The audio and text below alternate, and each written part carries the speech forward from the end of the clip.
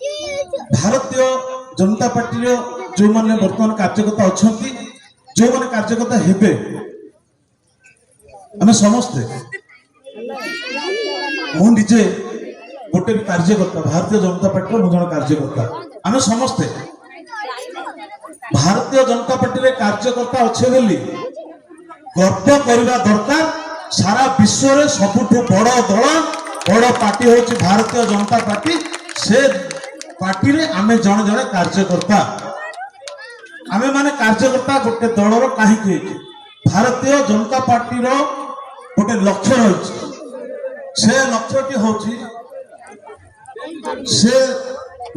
हूँ प्रथम हूँ राष्ट्र विकास राष्ट्र तापर दल तापर निजे कार्यकर्ता ये तीनटा आधार रे भारतीय जनता पार्टी चलुची। भारतीय जनता पार्टी रो जो कार्यकर्ता माने जो माने अविराम उद्यम कर निस्वार्थपर भाव में उद्यम कर प्रत्येक कार्यकर्ता रो चाली चलन ठू आरंभ करी कार्यकर्ता कौन भारतीय जनता पार्टी पे काम करुची ताकू भारतीय जनता पार्टी पूरा निरीक्षे देखुची कहीं एथुरु वर्ती पारिबे नाही।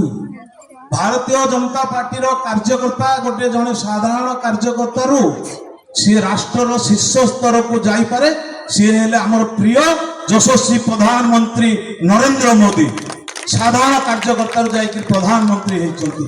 तेणु मोर गोटे कथा को मानिबे जे कार्यकर्ता हो गला परे जो माने कार्यकर्ता अछंती निजर स्वार्थ को जलांजलि देई भारतीय जनता पार्टी पे काम करंतु और लोकंकर सेवा करंतु सेवा प्रथम आ जो कार्यकर्ता निजर स्वार्थ हानि हो गले आउ 10टा कार्यकर्ता को नष्ट करंतु नहीं कि ता भविष्य को नष्ट करंतु नहीं। भारतीय जनता पार्टी गोटे कार्यकर्ता को बहुत विश्वास करिके भरोसा करिके आस्था रखिकी गोटे कार्यकर्ता को पदवी दिए जो कार्यकर्ता पर विश्वास था जदि से कार्यकर्ता पदवीर दुरुपयोग करे ताकू भी मध्य भारतीय जनता पार्टी देखे।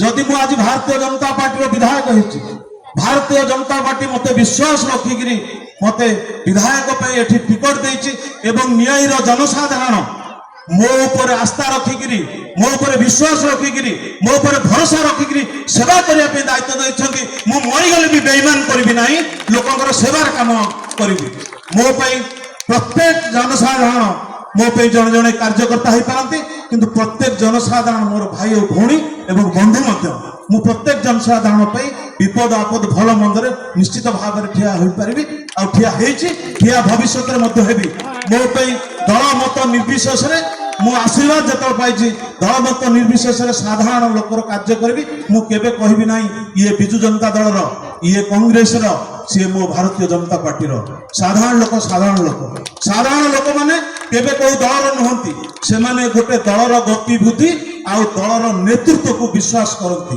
दलर नेतृत्व दलर लक्ष्य दलर आचार व्यवहार सब जिनस देखला पर साधारण लोकटी से दल को विश्वास करती और से दल को सरकार रे परिणत करती। आज सारा ओडिशा जो परिवर्तन है आम भारतीय जनता पार्टी को साधारण लोक मैंने विश्वास कले भरोसा कले आस्था रखिक आज आमको सरकार रे बसई से सरकार रे मु जन विधायक अच्छी मु विधायक हिसाब से नियाली निर्वाचित होती मु निश्चित भाव में चेष्टा करी नियाली निर्वाचन मंडली गोटे भारतीय जनता पार्टी गढ़ हो और आज जो आपण मानकर व्यवहार देखिले आपण मानकर जो भाव में संबर्धित देखिले आज जो भाव में आपण माने मिश्रण पर्व करछंती मु एथुर जानि परछे आपण माने भल पाइबा आरंभ करलेनी एवं भारतीय जनता पार्टी आपण मानकर स्नेह ममता भल पाइबा रे निश्चित भाव में भारतीय जनता पार्टी रो गढ़ नियाली निर्वाचन मंडली हबो।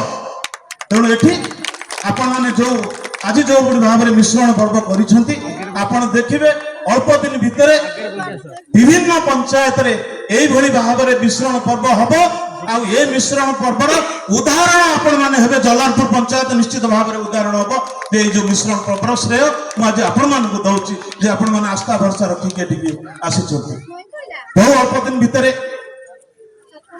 ଆମର ଯୋଉ ଏସଏଚଜି ଭଉଣୀ ମାନେ ଅଛନ୍ତି ନିଶ୍ଚିତ ଭାବରେ ତାଙ୍କର ନ୍ୟାୟ ନିଆଳି ନିର୍ବାଚନ ମଣ୍ଡଳୀରେ ପାଇବେ। ଯୋଉଭଳି ଭାବରେ ଏସଏଚଜି ଭଉଣୀ ମାନେ ଆଗରୁ କାର୍ଯ୍ୟ କରୁଥିଲେ ସେ ନିଶ୍ଚିତ କାମ କରିବେ ଏବଂ ସଫଳ ଏସଏଚଜି ଗ୍ରୁପ ତିଆରି କରିବେ। ଆମ ଭିତରେ ଗୋଟେ ଭାଇଚାରାର ସମ୍ପର୍କ ବୃଦ୍ଧି ପାଇଁ ନିଆଳି ନିର୍ବାଚନ ମଣ୍ଡଳୀରେ ନିଶ୍ଚିତ ଏସଏଚଜି ଭଉଣୀ ମାନେ କାର୍ଯ୍ୟ କରିବେ। ତେଣୁ ଆଗାମୀ ଦିନରେ ଆମେ ଏଭଳି ଭାବରେ କାର୍ଯ୍ୟ କରିବା। ଅଳ୍ପ କିଛି ଦିନ ହଉ ପଛକ ଆମକୁ ଲୋକ ସାଧାରଣ ଲୋକ ଯୋଉ ଦାୟିତ୍ୱ ଦେଇଛନ୍ତି, ଯେମିତି ଆପଣ ମାନେ ସରପଞ୍ଚକୁ ଦାୟିତ୍ୱ ଦେଇଛନ୍ତି, ମତେ ଏମିତି ନିଆଳିର ସାଧାରଣ ଲୋକମାନେ ମତେ ବିଧାୟକ ଭାବରେ ସ୍ଥାନ ଦେଇଛନ୍ତି। ଆମେ ଏଭଳି କିଛି ଜନସାଧାରଣ ପାଇଁ ସେବା କରିବା, ଜନସାଧାରଣ ସବୁବେଳେ ପାଇଁ ମନେ ରଖିବେ, କାମ ମଧ୍ୟ ଆଗକୁ ନେବେ। ଆଉ ଏମିତି କାମ କରିବାନି ଗୋଟେ ଯେମିତି ଅପଦସ୍ଥ ଟାଇପର ଯେମିତି ଆଗରୁ ଯେମିତି ହଉଥିଲା ସେସବୁ ଜିନିଷ କାର୍ଯ୍ୟ କେବେ ଆପଣ ମାନେ ଦେଖିବେ ନାହିଁ। ଆଉ ଉନ୍ନତିର କଥା ମୁଁ ଯଦି କହିବି ନିଜେ ଉନ୍ନତିର କଥା ତାହେଲେ ସେଇଟା ମୋ ମୁହଁରୁ କେବେ ଶୋଭା ପାଇବ ନାହିଁ। ଆପଣ ମାନେ ଅନୁଭବ କରିବେ ଆଗକୁ କୋଉଭଳି ଭାବରେ ବିକାଶର କାମ ହବ। ମୁଁ ଆଜି ଏଠି ଗୋଟେ ଜାଗାରେ ବାପି ଭାଇ ମତେ ଗୋଟିଏ କଥା ସବୁବେଳେ କହେ, ସୋମନାଥ ପ୍ରଭୁଙ୍କର ମନ୍ଦିର ଆଗରେ ପୋଖରୀଟିକୁ ସୌନ୍ଦର୍ଯ୍ୟକରଣ କରିବା ପାଇଁ ମୁଁ ଆଜି ସେଥିରେ ଦିଟା କଥା ଯୋଡ଼ି ଦଉଛି। ସୋମନାଥ ମନ୍ଦିରର ସୌନ୍ଦର୍ଯ୍ୟକରଣ, ପୋଖରୀର ସୌନ୍ଦର୍ଯ୍ୟକରଣ ନିଶ୍ଚିତ ଆମର ସରପଞ୍ଚଙ୍କ ସମୟ ଭିତରେ ସମ୍ପୂର୍ଣ୍ଣ ହେବ। ଆଉ ସରପଞ୍ଚଙ୍କ ସମୟ ମଧ୍ୟ ଭିତରେ ମୁଁ ନିଜେ ସବୁବେଳେ ରାସ୍ତାରେ ଗଲେ ଗୋଟିଏ ଜିନିଷ ଦେଖେ, ମୁଁ ସବୁବେଳେ ମନେ ମନେ ଭାବେ ତାର ମଧ୍ୟ ଭିତ୍ତିଭୂମିର ବିକାଶର ଆବଶ୍ୟକତା ଅଛି। ସେ ହଉଛି ମହାବୀର ଯୋଉ ଠିଆ ହେଇଛନ୍ତି, ଯୋଉଠି ମୂର୍ତ୍ତି ତିଆରି ହେଇଛି ମହାବୀରଙ୍କର, ସେଇଟାର ମଧ୍ୟ ସୌନ୍ଦର୍ଯ୍ୟକରଣ କାମ ଆରମ୍ଭ ହେବ। এই দুইটি କାର୍ଯ୍ୟକୁ ମୁଁ ନିଜେ ଚେଷ୍ଟା କରିବି ସମ୍ପୂର୍ଣ୍ଣ କରିବି। ଆଉ ବାକି ସବୁ ରାଜ୍ୟର ଯୋଜନା ଆଣିକିରି ଆମେ ସମ୍ପୂର୍ଣ୍ଣ ଭାବରେ ବିକାଶ କରିବା, ଏଠି କାର୍ଯ୍ୟକୁ କରିବା। ଏବେ ଯୋଉ ରାସ୍ତା କଥା କହୁଥିଲେ ସେ ରାସ୍ତାକୁ ମୁଁ ଚାହିଁଲେ କାଲି ଆରମ୍ଭ କରିଦେଇ ପାରିବି, କିନ୍ତୁ ମୁଁ ଚାହୁଁନି ସେଭଳିଆ ରାସ୍ତା ଯେ ଯୋଉ ଭଳିଆ ରାସ୍ତା ଆଜି କଲେ କାଲି ଉଠିଯିବ। ରାସ୍ତାଟାକୁ ପରମାନେଣ୍ଟ একদম ଭଲ ରାସ୍ତା କରାଯିବ। ପୂର୍ବରୁ ଯୋଉ ଠିକାଦାର ଯାହା ଲୋକ କହୁଥିଲେ ସେ କାମ ନିମ୍ନମାନର ଥିଲା, ତାକୁ ଡିପାର୍ଟମେଣ୍ଟକୁ ଲେଖିବା ପରେ ସେଇଟା ବର୍ତ୍ତମାନ କାମ ହବାକୁ ଯାଉଛି, ଏଷ୍ଟିମେଟ ହଉଛି, ଆହୁରି ଭଲ ରକମର ଏଷ୍ଟିମେଟ ହଉଛି, ସେ କାମ ହବ, ଟିକେ ସମୟ ସାପେକ୍ଷ। ଆଉ ଆପଣ ମାନେ ମନେ ରଖିଥିବେ ଜଣେ ବିଧାୟକର ଗୋଟେ ସୀମା ରେଖା ଅଛି, ସେଇ ସୀମା ରେଖା ଭିତରେ ମୋର ଯେତିକି କାର୍ଯ୍ୟ କରିବା କଥା ମୁଁ କାର୍ଯ୍ୟ କରୁଛି। ଏବେ ଆମ ନିଆଳି ନିର୍ବାଚନ ମଣ୍ଡଳୀରେ ପ୍ରାୟ ସବୁ ପଞ୍ଚାୟତରେ ଯେତେ ମନ୍ଦିର ମଠ ଥିଲା ତାର ଭିତ୍ତିଭୂମିର ପୁନରୁଦ୍ଧାର ହଉଛି ଏବଂ ନିଶ୍ଚିତ ଭାବରେ ଇଏ ଅଞ୍ଚଳରେ ଆମର ଇଏ ଗୋଟେ ଆଧ୍ୟାତ୍ମିକର ପରିବେଶ ହବ। ଆଉ ଆଗକୁ ଭାଇଚାରାର ପରିବେଶ ମଧ୍ୟ ସୃଷ୍ଟି ହେବାକୁ ଯାଉଛି। ଆମେ ସମସ୍ତେ ମିଳିମିଶି ରହିବା। ଆଉ କାର୍ଯ୍ୟକର୍ତ୍ତା ମାନଙ୍କୁ ମୋର ଗୋଟେ ଅନୁରୋଧ, ଆପଣ ମାନେ ଯୋଉ କଥାଟି ଆଉ ଟିକେ ପୂର୍ବରୁ କହିଥିଲି ଆଉ ଥରେ ପୁନରାବୃତ୍ତି କରୁଛି, ନିଜର ସ୍ୱାର୍ଥକୁ ଛାଡ଼ି ଆମେ ସମାଜରେ କିଭଳି ଭାବରେ ପ୍ରତିଷ୍ଠିତ ହେବା, ସମାଜରେ କିଛି ଲୋକଙ୍କ ପାଇଁ କାମ କରିବା, ଇଏ ହିଁ ଆମର ଲକ୍ଷ୍ୟ ରହୁ, ଆମ ଅଞ୍ଚଳର ଗୋଟେ ବିକାଶ ରହୁ। ସେଥିପାଇଁ ଆମେ ସମସ୍ତେ ଏକାଠି ମିଶି କାମ କରିବା। ମୁଁ ସବୁବେଳେ ନୂଆ ଭିତରେ ବିଧାୟକ ହେଲା ପରେ ମୁଁ ତିନୋଟି ବ୍ଲକରେ ମୁଁ ଗୋଟିଏ କଥା କହିଛି, ସରକାରଙ୍କର ଯୋଉ ଉନ୍ନତିମୂଳକ ଯୋଜନା ଅଛି, ଯୋଉ ଲୋକାଭିମୁଖୀ ଯୋଉ ଯୋଜନା ଅଛି, ଯୋଜନା ଅନୁସାରେ ଯୋଉମାନେ ପ୍ରକୃତ ହିତାଧିକାରୀ ସେଇମାନେ ପାଆନ୍ତି।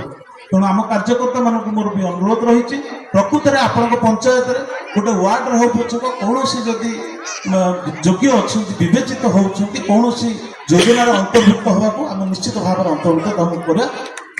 ସମସ୍ତଙ୍କୁ ମୁଁ ଧନ୍ୟବାଦ ଦଉଛି। ଆଉ ଗୋଟେ ଅନୁରୋଧ ମୁଁ ଆପଣମାନଙ୍କୁ କରୁଛି, ଆପଣମାନେ ଏବେ ନିଆଳି ମହୋତ୍ସବ ଆୟୋଜନ କରାଯାଉଛି। ନିଆଳି ମହୋତ୍ସବ ପରେ ଫେବୃଆରୀ 11ରୁ 16 ପର୍ଯ୍ୟନ୍ତ ମହାପ୍ରଭୁ ଶ୍ରୀ ଜଗନ୍ନାଥଙ୍କର ମହୋତ୍ସବ ହଉଛି ଦୋପଟି ମେଳନ ପଡ଼ିଆରେ। ଆପଣମାନେ ଆପଣମାନଙ୍କର ସପରିବାର ସହିତ ସମସ୍ତେ ଉପସ୍ଥିତ ରହିବେ। ଆଉ ସମସ୍ତ ଦିନ ସାରାର ଅଛି କୀର୍ତ୍ତନ ମେଳା, ତାପରେ ଯାଇକି ସନ୍ଧ୍ୟାବେଳେ ପ୍ରବଚନ ଅଛି। ସମସ୍ତଙ୍କୁ ଆସିବା ପାଇଁ ମୁଁ ଏବେଠୁ ଅନୁରୋଧ କଲି।